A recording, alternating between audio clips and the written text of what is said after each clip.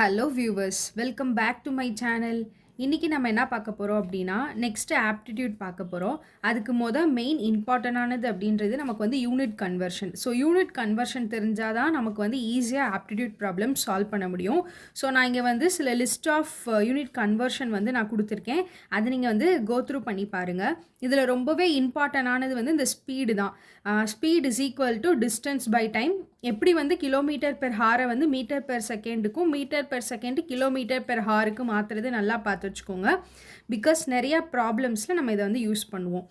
அதே மாதிரி இங்கே வந்து என்ன அப்படின்னா, ஒரு சின்ன ட்ரிக் என்ன அப்படின்னா, இப்போ இன்க்ரீஸிங் யூனிட் இருக்குது அப்படின்னா அதை நம்ம மல்டிபிள் பண்ணுவோம். டிக்ரீஸிங் யூனிட் இருக்குது அப்படின்னா அதை டிவைட் பண்ணுவோம்.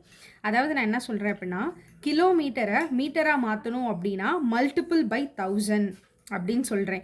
இப்போ பிக்கர் யூனிட்லேருந்து ஸ்மாலர் யூனிட்டுக்கு போகிறதுக்கு மல்டிபிள் பை 1000, ஸ்மாலர் யூனிட்லேருந்து பிக்கர் யூனிட் போகிறதுக்கு டிவைடட் பை 1000. ஸோ இந்த யூனிட் கன்வர்ஷனை மட்டும் நீங்கள் ஞாபகம் வச்சிட்டிங்க அப்படின்னா ப்ராப்ளம்ஸை ஈஸியாக சால்வ் பண்ணிடலாம்.